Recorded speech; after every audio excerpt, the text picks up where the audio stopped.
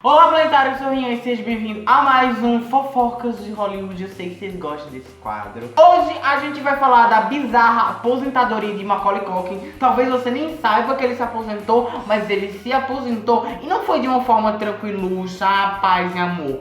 Foi de uma forma bem polêmica, bem grave e rendeu até reportagem no The New York Times. Mas antes, se inscreve no canal, deixa o like e me segue nas minhas redes sociais que eu preciso começar a fazer publi, cara. Acho que pra gente entender como deu toda uma treta na carreira do Macaulay a ponto dele se aposentar, a gente tem que falar do antes. Como o Macaulay se tornou uma grande estrela de Hollywood, porque como nós todos sabemos, o Macaulay começou sua carreira quando ele ainda era uma criança. Ele bombou e virou um grande astro quando criança. Eu acho que vocês precisam entender o peso dele ter se tornado famoso enquanto criança e como isso totalmente mudou os rumos da sua vida.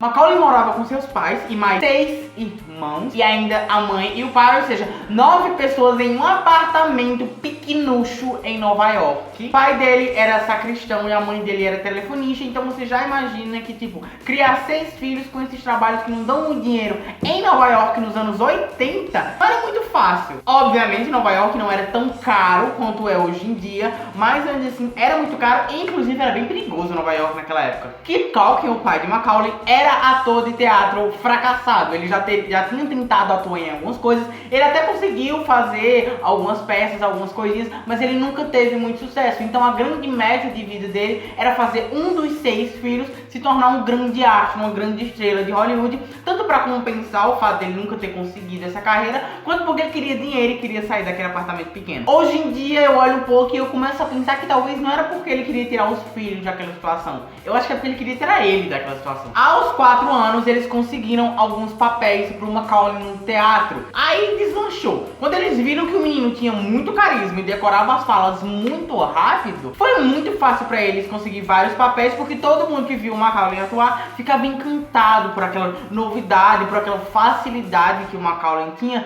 Então assim, por muitos anos o Macaulay conseguiu vários papéis, até ele completar 9 anos, quando ele fez teste pra Esqueceram de Mim. E Esqueceram de Mim, se você bem sabe, é um clássico e é um grande sucesso. Ele foi a terceira maior bilheteria daquela época até então, ficando atrás apenas de ET e Star Wars. E aí o Keith deixou a sua posição de sacristão na igreja e começou a trabalhar como empresário do Macaulay. E foi aí que talvez tenha começado a dar merda, porque junto com todo esse rolê do Macaulay tá começando a encantar o público, veio uma dupla ascensão.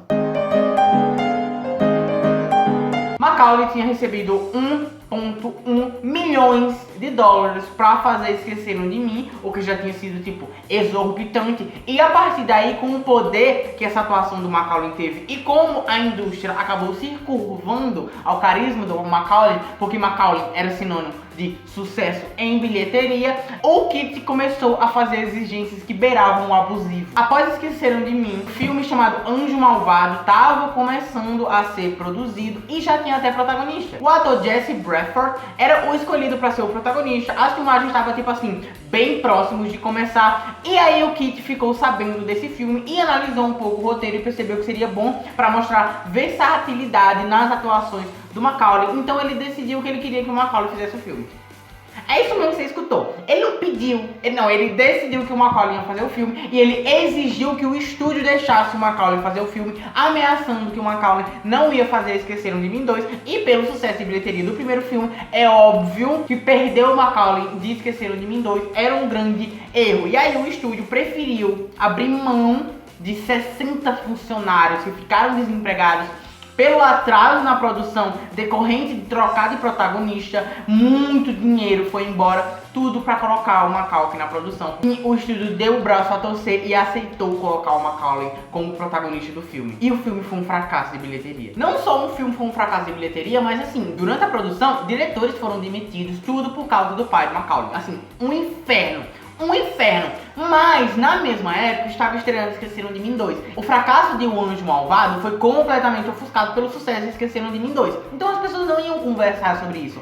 Mas naquela época já começava uma torcida pro Macaulay fracassar e os estúdios não precisarem mais dele. E pra vocês terem noção do quanto o pai do Macaulay chegava a extorquir as pessoas, de certo modo, O Macaulay, no primeiro Esqueceram de Mim, recebeu 1,1 milhões pra fazer. O segundo Esqueceram de Mim, ele recebeu 20 milhões pra fazer. Em 1993 veio outro filme chamado Quebra-Nozes. O Macaulay também tinha formação em balé clássico, então o Kit queria ir no filme como uma forma de mostrar essa formação de balé clássico do Macaulay. Nesse meio tempo, outros irmãos de Macaulay já estavam tendo suas carreiras e construindo suas carreiras, e o Macaulay só estava crescendo mais ainda. E aí ele conseguiu botar o Macaulay em O Quebra-Nozes. E a treta de O Quebra-Nozes rendeu a reportagem famosa do The New York Times, que rende todas as outras matérias sobre esse caso. Aaron Milchan, eu nunca sei falar o nome, vocês sabem que eu não sei falar o nome, vocês estão chocados por quê? Falou que a relação de Macaulay com Kit era bem abusiva e beirava o assédio moral e era bem assustador. Quando o Quebra-Nozes começou a ter suas primeiras exibições de audições, porque se você não sabe, o filme antes de ser lançado, ele tem exibições testes. Bem ali, quando ele tá meio cru, ele só tá editado no máximo, sem muitos efeitos, sem nada. Ele tá bem cru, eles passam com a audiência dá um feedback e aí eles continuam. Eu acho que alguns filmes tem até algumas dessas salas de audiência. Se você vê em filmes dos anos que se passam nos anos 40, 50, sempre tem essas ceninhas.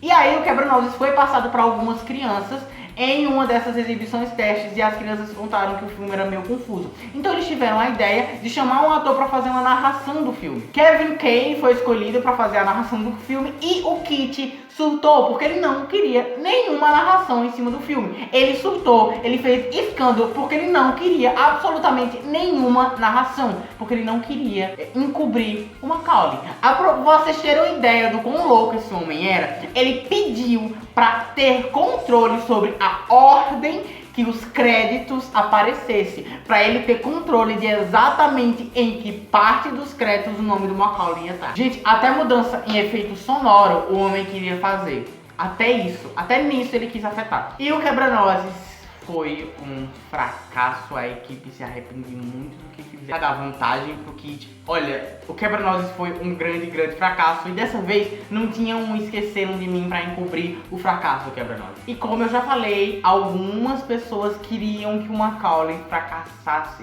porque era vantajoso pra ele essa altura do campeonato, o Macaulay fracassar, porque eles mais estavam perdendo dinheiro do que ganhando. Algumas coisas que falavam pro The New York Times de forma anônima era tipo essa declaração que é tipo assim, só essa declaração já faz você entender a cagada que estava acontecendo. As pessoas aqui estão desejando, mas desejando de verdade que o garoto tropece. Estão desejando que sua voz...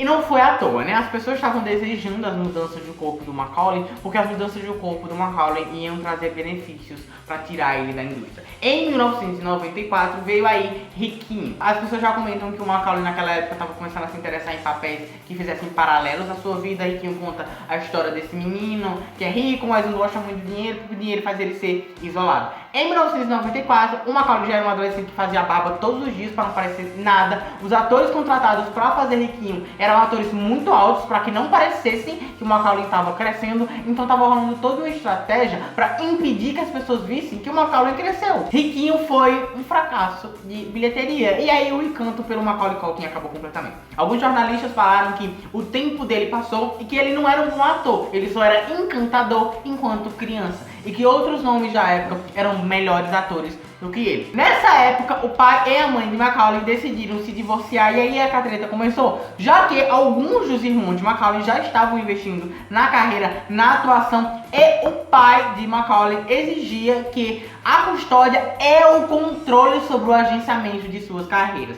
Na verdade, nenhum dos dois estava 100% interessado em realmente ficar com as crianças. Eles estavam interessados em ficar com a carreira das crianças, principalmente o Kit. Chegou o momento do processo de separação de custódia das crianças que o Macaulay ficou pé da vida, pediu uma emancipação e pediu pro seu economista, pro seu contador ficar responsável por algumas coisas dele e pediu emancipação. Decidiu se mudar para Nova York de novo, comprou uma casa, um apartamento em Nova York e ficou gastando dinheiro. Até então, o que era especulado era que a fortuna de Macaulay era de 200 milhões. Mas durante o processo de custódia descobriu-se que na verdade hoje em dia, no caso hoje em dia naquela época, né, viagem no tempo agora, a fortuna de Macaulay tava de 70 milhões. Então realmente não se sabe exatamente se foi Macaulay que gastou demais ou se foi os pais que gastaram demais, mas a fortuna dele definitivamente deu uma... A esposa de Kit alegava agressão física e agressão psicológica, então assim, deu toda uma treta, mas o Macaulay saiu de perto e não quis ter relação, a ponto de chegou um momento que o pai dele simplesmente desistiu de lutar até com ele mesmo pela custódia da carreira. Macaulay, um tempo depois, falou que o pai dele era abusivo, que realmente não era uma boa pessoa. Ele se mudou, gastou dinheiro, faz festas e tal. Ele ficou bem feliz, mas ele se aposentou e se afastou completamente do pai. O pai de Macaulay se afastou das grandes mídias depois de um infarto que ele teve, que acabou paralisando parte do seu corpo. Então ele não aparece muito, não faz parte das grandes mídias e o Macaulay não fala com ele. Já o Macaulay já não faz mais filme nenhum, tem boatos que ele fez teste pra Era Uma Vez em Hollywood e foi um fiasco. Porém, ele ainda faz alguns comerciais relacionados ao papel dele em Esqueceram de Mim, mas hoje em dia ele tá bem feliz, faz muita piada sobre, tem alguns empreendimentos, ele tá bem feliz com a vida dele no geral. Esse foi o nosso Fofocas de hoje, Hollywood de hoje. Esse foi bem divertido, todo informativo e afim. O próximo é sobre o Oscar, me aguardem, porque o próximo vai estar um sabor delicioso. Eu espero que vocês tenham gostado desse vídeo, deixa o like, se inscreve no canal e já volto.